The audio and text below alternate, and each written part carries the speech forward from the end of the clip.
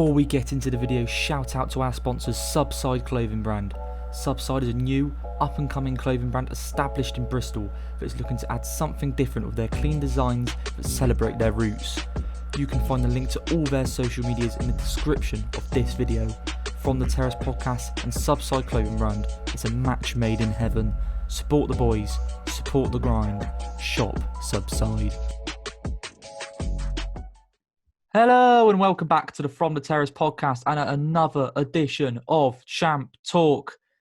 What a terrible midweek fixture list we had. Well, that's a great way. You might as well click off now. That is a great way to start the show. But we are still going to talk about them as much as I don't want to be here. If your host doesn't want to be here, why would you? But we're going to carry on, aren't we, Regan? We're going to power through. Regan's probably loving this because it's a good week for him. As is most weeks, it seems to be. He's lucky we don't mention the Premier League because if we were mentioning the Premier League, roles would be reversed. Anyway. No, they're not. No, they're not. Okay. All right. Anyway, first game we are going to get into was one that was big. We guessed predictions differently. You came out on top in this prediction. It was Stoke 1, Cardiff 2. Cardiff putting the results together, Regan. I said they don't have to consistently get top sticks. I still stand by it. It's good, but they have had a very good flurry of results, haven't they, in the last few weeks? What do you put it down to, these results? What do you think it is? Do you think it is as simple as Neil Harris trying to save his job?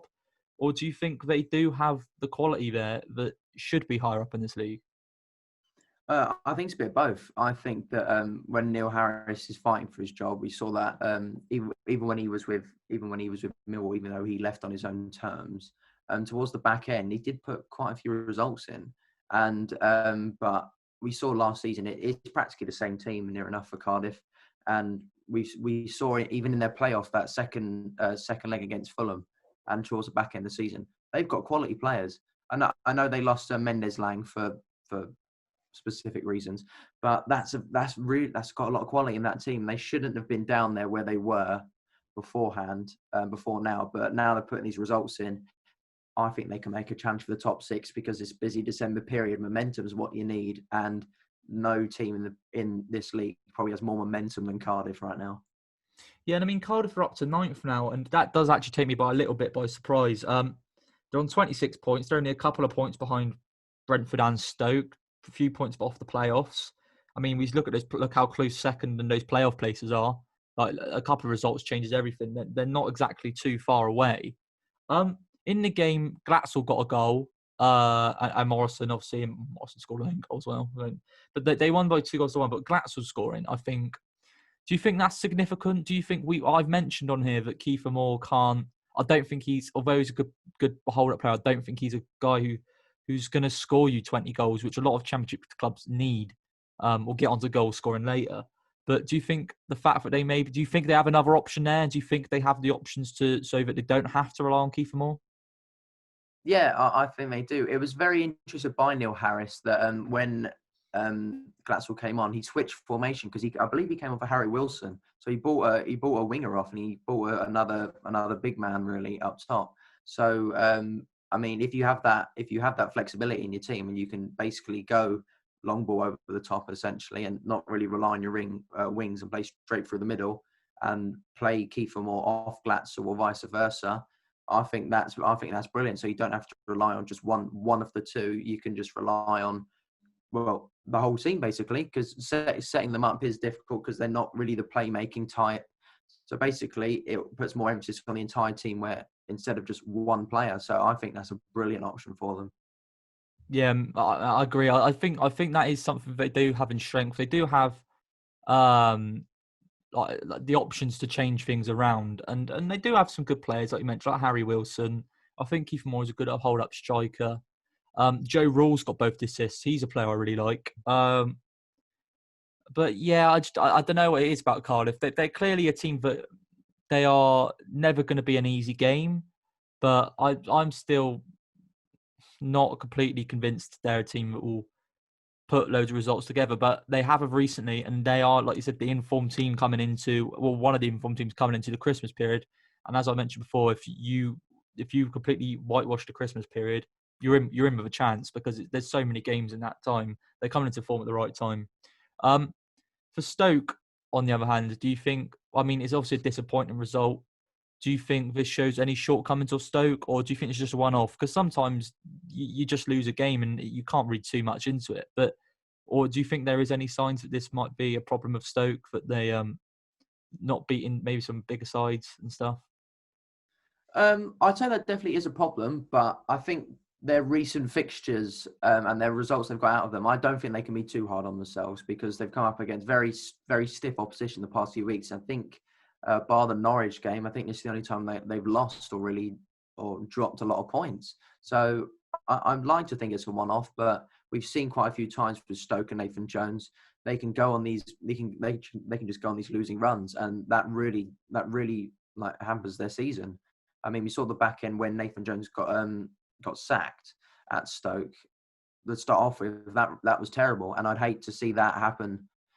I hate to see that happen now because, like we say on paper, that team isn't very good, but the players that the performances they're putting in, they deservedly should be where they are in the table. But like I said with Cardiff, busy December period. If you don't get the results, you'll find yourself nowhere near where you started in December by New Year's. Exactly. We mentioned we obviously highlight how important that period is on the show. The next game we're going to get into is Huddersfield beating Sheffield Wednesday by 2-0.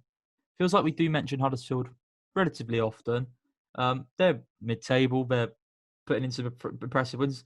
Their records exactly even: 7 wins, 7 losses, 3 draws, 0 goal difference. I think that's going to be the story of Huddersfield's season, which I think they would have taken at the beginning. But we all wanted to discuss Sheffield Wednesday, and I had a stat that since 2004, only since the championship was made, only 7 clubs have failed to score less than 10 goals in the first 16 games of a season, and 4 of them are this season. One of those is Sheffield Wednesday, who we're going to talk about now. You've also got Derby, Wycombe, and I believe Nottingham Forest. So that is the bottom 4. They've all failed to score goals. Clearly, that's the issue at Sheffield Wednesday. And now, Regan, looking in hindsight, if that is clearly their issue, was Tony Pulis the right man to bring in?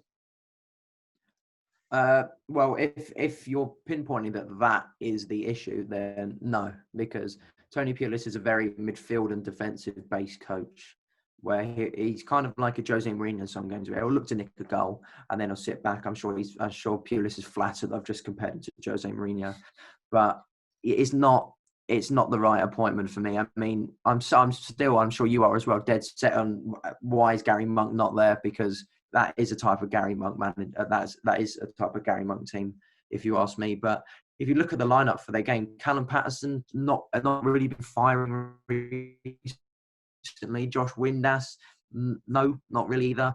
Luongo, they're not attackers to me, where if I'm a championship team, I come up against them and my defenders are like, okay, we got a tough game here.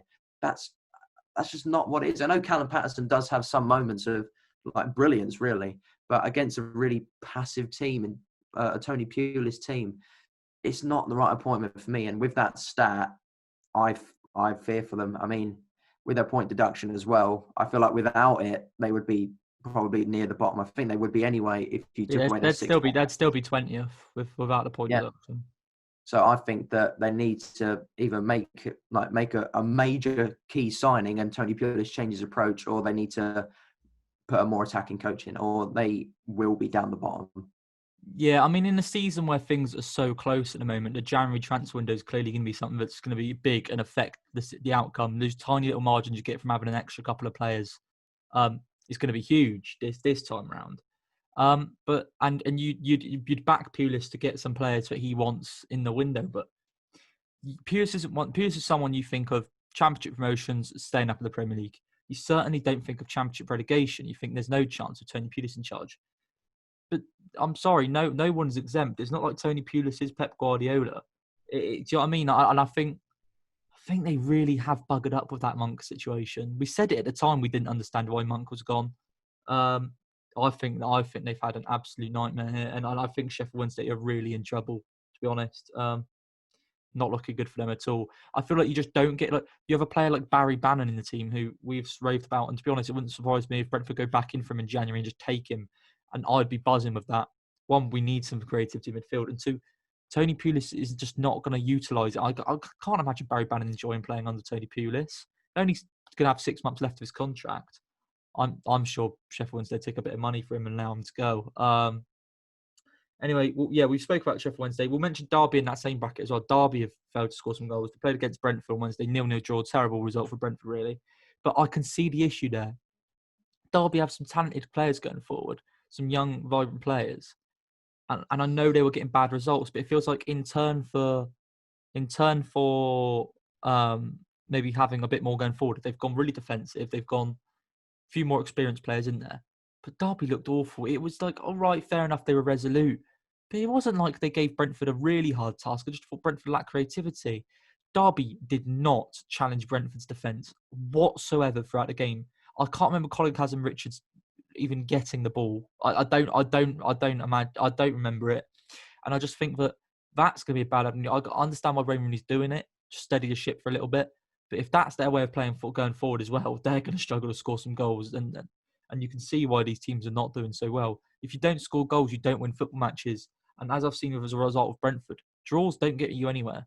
Draws do not get you anywhere in the table. You have to win more games. You should sacrifice losing to try and get a win, in my opinion. They're so much more valuable than draws. Anyway, the final game we're going to discuss is a surprising result. It's Preston 3, Middlesbrough 0. A Warnock side conceding 3. Back-to-back losses for Warnock. Now, Regan, we've mentioned Warnock, and we know this could just be a little blip. The team probably to mention more is Preston here. The team that we like, but we thought never really going to get in the playoffs. Started this season poorly. They're 13th now. They're 7 points off the playoffs. They've put a little run together. They're only 5 points behind the likes of Stoke and Brentford. Do they still have a chance? I know it's early on, but or are you still just like, this team is just having one of their good patches and they'll go back to being poor again soon? It's hard because, like what you just said, the Preston are 13, 7 points off. It sounds like Preston every single season. It's like they're around there. They're only a couple points off, and they might get it. They might not. But then we all know how it ends. That they slip off towards the end of the season, and they end up probably where they are now in 13th and stuff around like that. But don't get me wrong. It's a massive result for them. Borough probably won up until like 4 games ago, they were probably one of the best defensive teams in the league.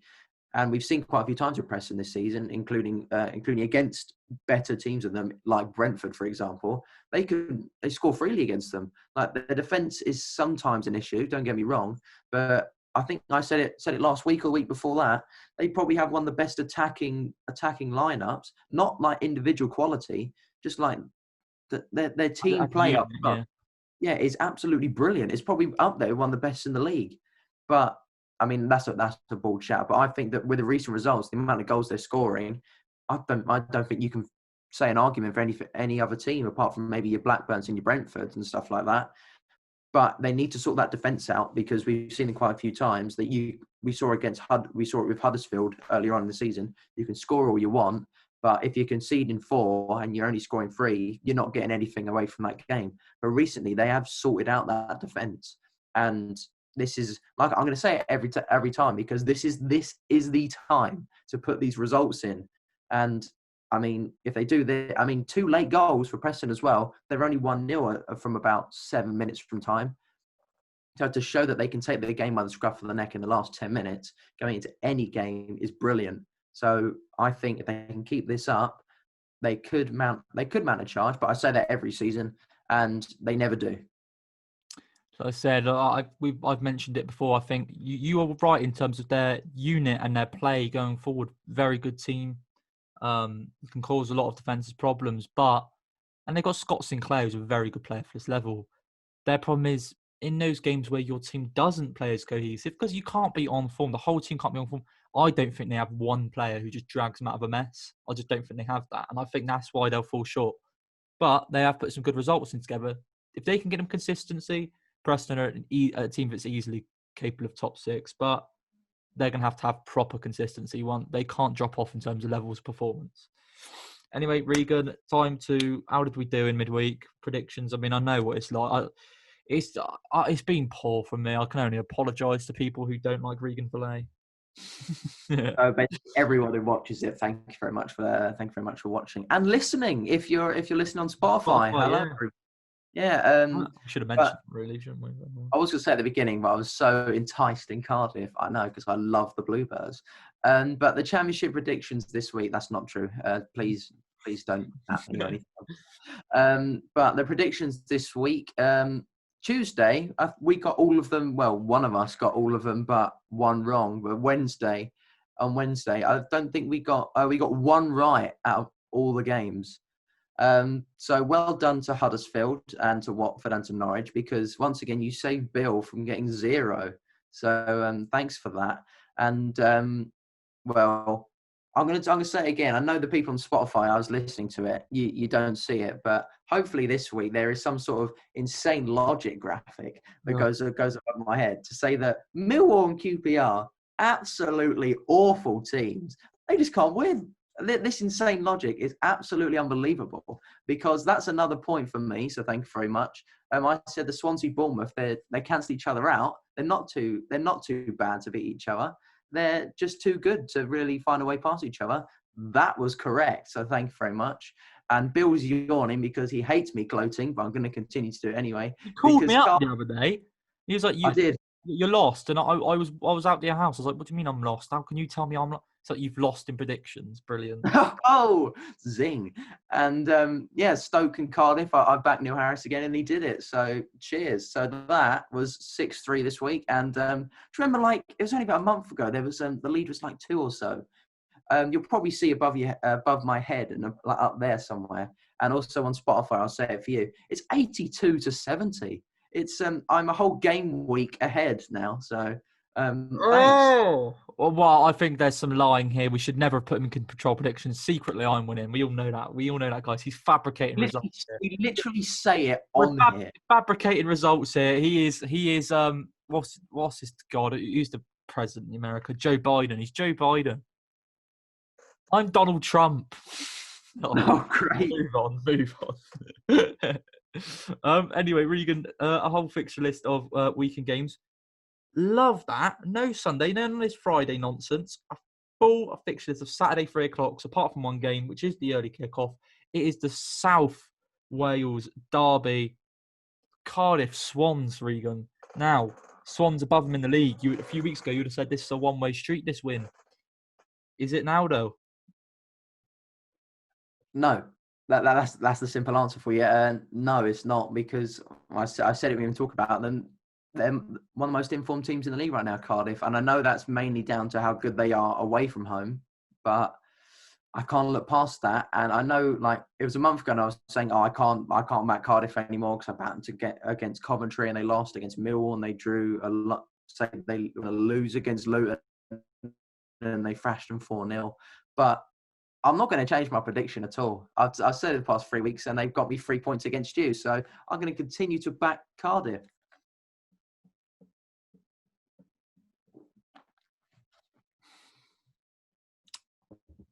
Pause for silence while I make my decision. The people on Spotify, like, hang on, is it buffering? Is it what's happened? Is it stopped? I tell you what's buffering my head, because I don't know what's going on. I'm gonna go. Oh, I feel like I've got to take risks to get this back. I'm going Swans. I'm going. You know what? Swansea, turn up on the big stage. Connor Roberts overlapping. Ooh, a naughty bit of football. Cardiff won't be able to deal with it. Let's go Swans. I don't know. Yeah. I could have sounded more.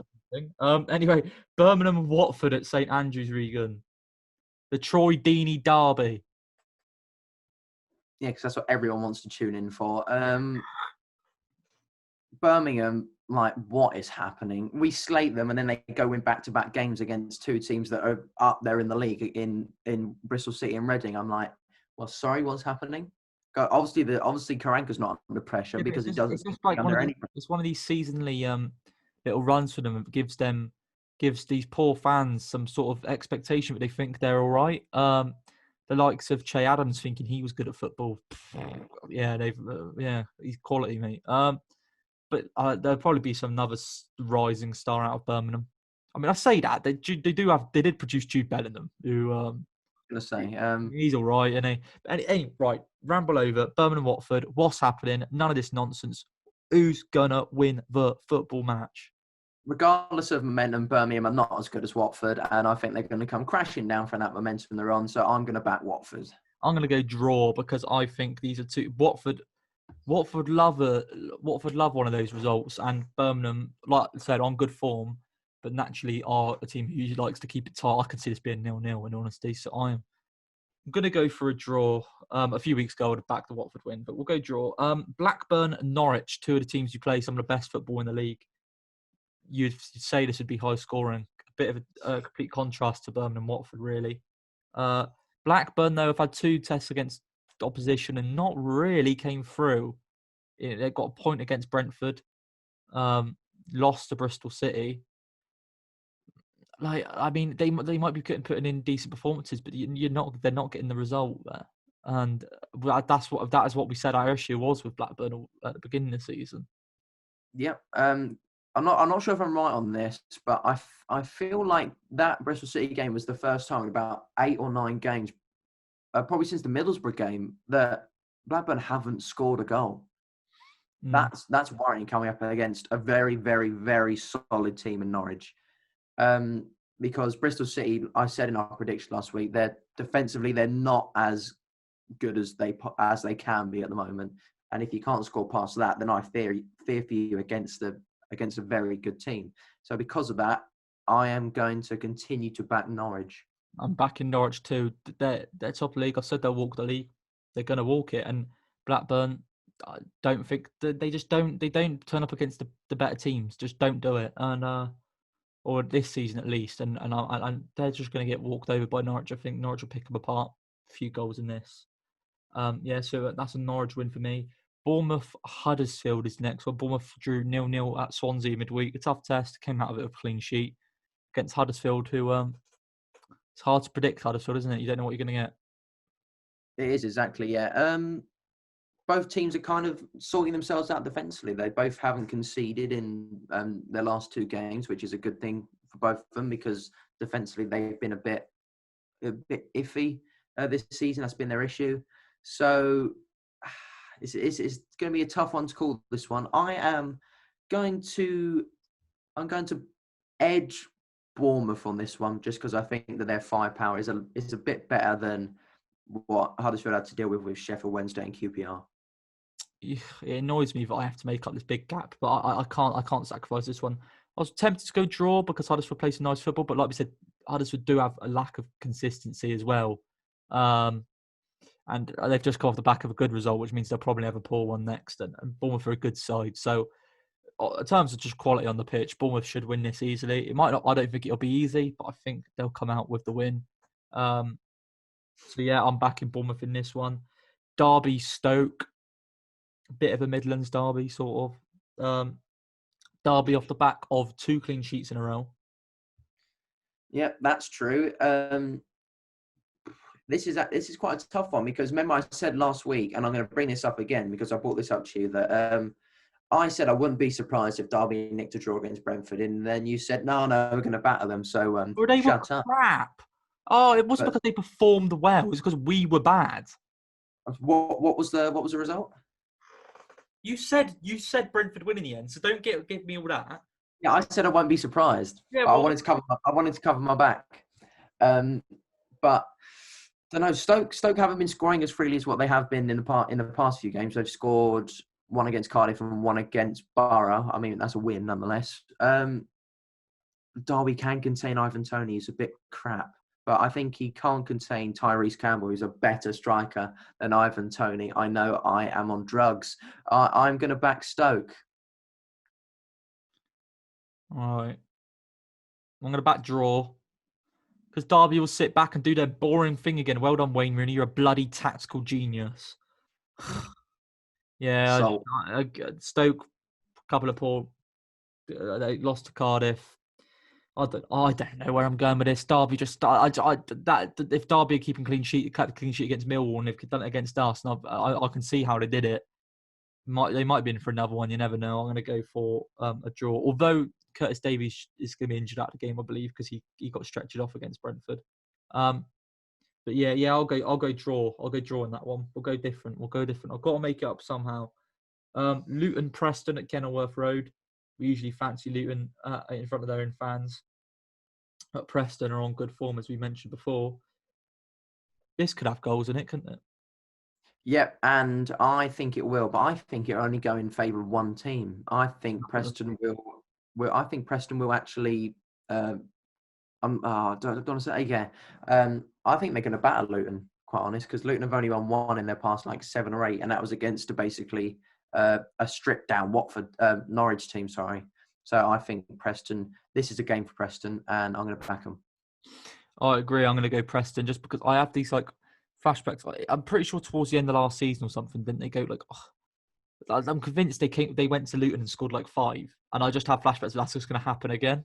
So yeah, I completely agree with you. It's going to be Preston for me. The goal scoring form they're in. Yeah, Preston are winning that one. Middlesbrough, Millwall, the battle of the two M's. God, what a derby that is! I wish I Yeah. was there for that one. Yeah, That sounds fun. I'm going to back a draw on this because I noticed that Neil Warnock, he's lost 2 games. I'd imagine he's going absolutely livid at his players, probably even now. But I mean, they're 2 rigid teams coming up against each other, and I could see this being a 1-0 or a boring 0-0. So draw. I am backing Middlesbrough in this one. I said at the beginning of the season I really fancy Millwall for the playoffs. They're not doing anything to convince me that they're a good team at the moment. Just underwhelming is what I'd say. It's not particularly bad. It's just underwhelming. And Middlesbrough at home, Warnock against a team I think they're better than. It's just as simple as that. They're higher in the league. Millwall aren't convincing me at all. And I think Middlesbrough, despite the last 2 results, are still a decent team. So I'm going Borough in this one. The next game is Regan. Let me get it. I've just missed it. It is Nottingham Forest Brentford. It's Nottingham Forest Brentford. Another team who is lacking scoring goals. But they haven't had quite the defensive record that Derby have had in the last couple of weeks. They're not exactly picking up many points, are they, Forest? But Brentford are a team who are still doing really well, only a couple of points off the top 2, but still yet to hit the levels of performance that they had in the last season. They're nowhere near it. I'd like to applaud Nottingham Forest because they scored their first goal against Norwich in like 8 games. So well done to you. But in Brentford's man as well, wasn't it? It was your man. Yeah.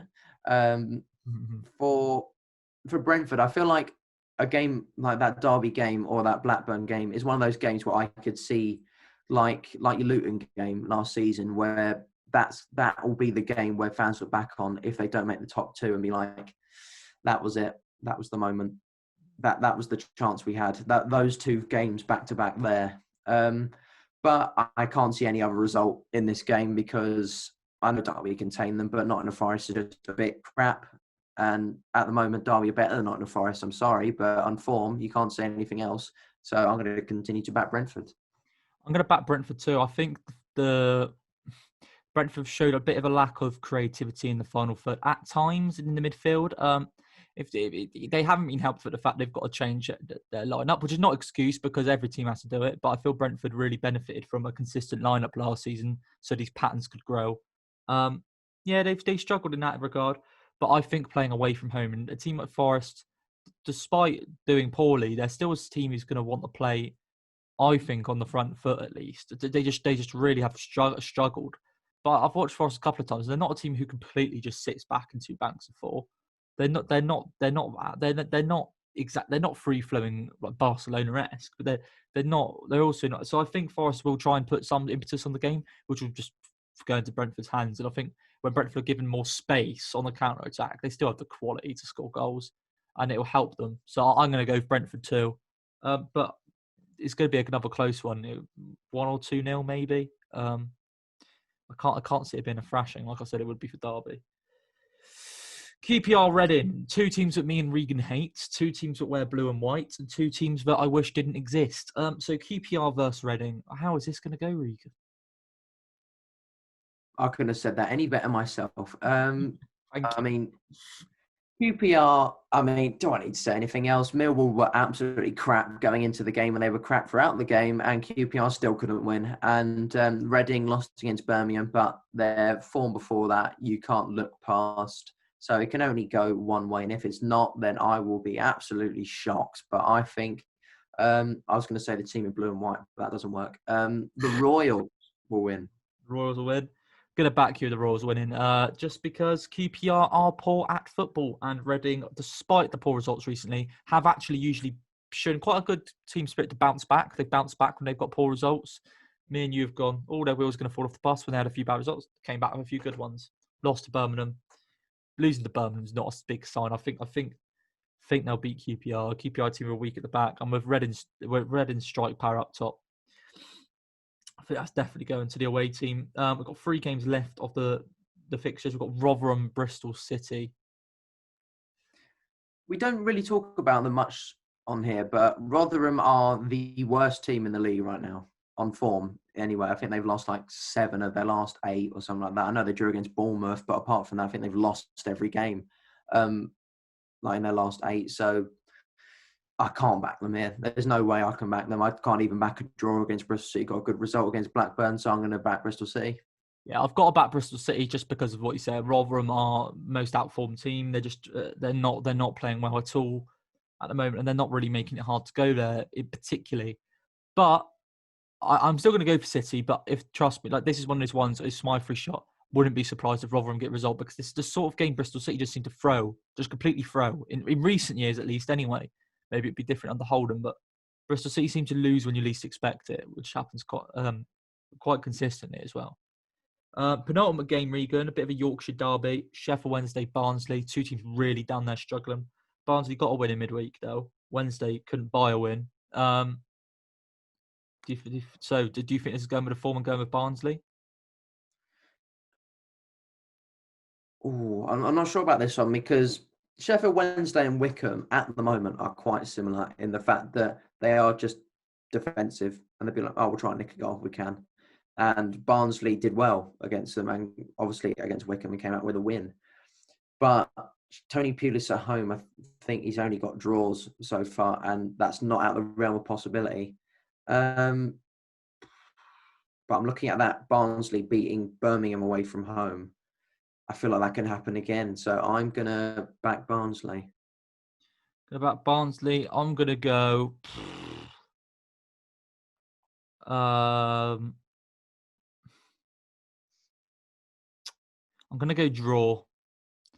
I'm going to go with your logic, Regan, of 2 teams that are too bad. I'm going to go for draw. No, sorry, you can't have my logic. No chance. Okay. I'll go for my own logic, where 2 teams that are too shit, they'll get a draw. Yeah, that works. That works. The rewording of it. It's suitable for me. You say bad, I say shit. Sheffield Wednesday, Barnsley, yeah, I think it's a draw. Barnsley got a good result in the week, but they're still not a particularly amazing side. I think Wednesday just being... If this is at Barnsley, I'd probably go Barnsley win. But that Wednesday, Pulis will know that they're like a tough opposition in terms of press and everything. I think he'll play it out boring, and it'll end up a draw. Final game is Wycombe, Coventry. Coventry, who are in decent form, especially in terms of for a team who are down there. Wycombe lost again in midweek. Wycombe feel like they've put a few bad results back to back now, since they seemed to revive themselves. Is this a hard one to call, Regan? I feel it is a little. I don't think it's hard to call. I mean, the back-to-back Wycombe thing is wrong because they got a good draw from Preston. Apologies, but no, but they haven't. Overall, they haven't had a great few weeks. But there's only one result screaming out of it. I'm literally looking at the last 6, and all I can see is, this isn't like a euphemism. All I can see is D, D, D, D, D, D, D. So this is just going to be a D draw.